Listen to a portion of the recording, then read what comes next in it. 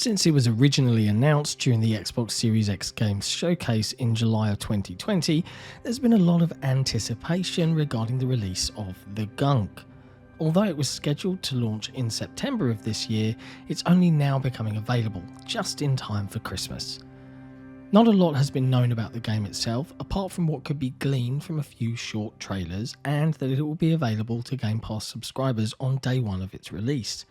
So, are you ready to strap on a power glove and suck up some pulsating parasitic black slime? I thought so. So let's make like Freddie Mercury with a Hoover and break free in the XboxEra review of the Gunk.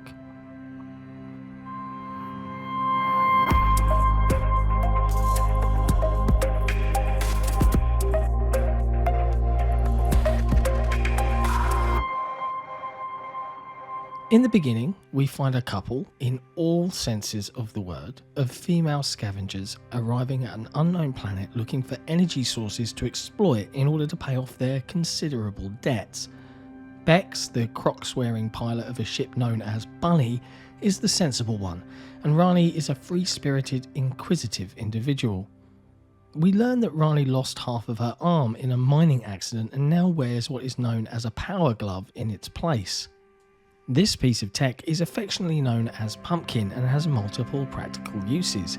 It functions as a scanner to identify the flora and fauna of the planet, has a hoover action to suck up useful resources, a light to see in the dark, and it can even be adapted to include a pulse cannon. The third member of the crew is known as Kurt. He's a robot with a very novel way of wearing a trucker's cap and has his own memorable catchphrase. Once they've managed to land the ship, Rani sets off to explore and comes across an entity that is polluting the planet, which she christens the Gunk. This looks like a bunch of giant black grapes that writhe, multiply and sometimes float around. Handily sucking up the Gunk with Pumpkin and clearing an area entirely not only uncovers a source of energy that our heroes can exploit, but also allows the local plant life to recover. Working her way through various biomes, and there are several such as deep mines, canyons, desert wastelands and jungle, Rani comes across the ruins of an alien civilization and eventually a pod containing a living member of this forgotten race. After rescuing him from his lengthy captivity, she learns about a character known as the Gardener who is responsible for the current state of the planet. She then sets off to clean up the Gunk and save the rest of the alien population, even if this course of action is directly against the wishes of her partner. Described as a story-driven action-adventure game, this is primarily a third-person 3D platformer with puzzle elements.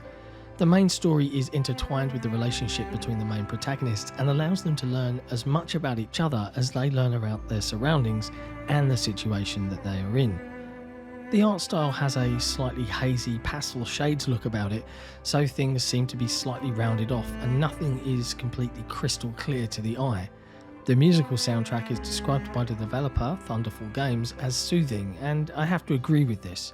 Sound design within the game is spot on, and I have to mention how much I loved hoovering up metal resources. Not only do they look great like cubes of metal in a giant blob of solder, but when sucked up the sound they make is just about perfect for that kind of situation. If you play the game, you'll understand what I mean. Exploring each biome, it is essential to scan everything new that you come across. If an item is identified, it is added to a notebook for future reference, and successfully scanning different types of items unlocks various upgrades which can be applied on the ship back at the landing zone. Asset scavenging during the course of the story is generally necessary in order to apply these upgrades to Rani's equipment, and when I say this, I mostly mean the power glove. If you do not have the required number of assets, be it metal, organic, fibre, etc., when you attempt this, you're unable to apply them. Having this continuous need to return to base, it's fortunate that fast travel markers can be placed between the different biomes. There are other reasons, of course, for scavenging local flora, such as certain seeds that can be thrown into exposed energy pools to create giant fungi staircases allowing vertical navigation, and a fruit known as the mulligan melon, which becomes explosive when picked up and can be used to destroy patches of gunk from a distance or clear metal debris that is blocking an exit. As well as running and jumping, Rani is able to climb up and down certain types of vines, and any climbable surface is signposted by these yellow lichen in a similar style to the Tomb Raider series. The bulk of gameplay consists of navigating through each location, cleaning up all of the gunk that you come across, and platforming in order to overcome environmental puzzles generally involving ancient alien technology. A lot of this technology, particularly doors, relies on massive energy bursts to operate it, so it's handy having an energy cannon once that upgrade is available to you. The gunk itself impedes a lot of the control points for this tech, so you have to work out how to cleanse and heal the area in order to access them. Other hazards that require dealing with or avoiding are alien species corrupted by and protecting the gunk. Gunk drippers are suspended from ceilings and drip acidic gunk on your head, while gunk spitters are like fixed cannons firing balls of hazardous gunk at you until you can sneak up and tear them out of the ground.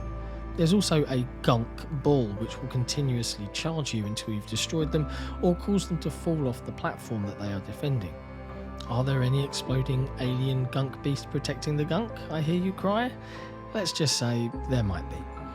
The main message I took away from the gunk is that humans are destroying the earth by exploiting its resources as we see fit and creating byproducts that cause great environmental damage.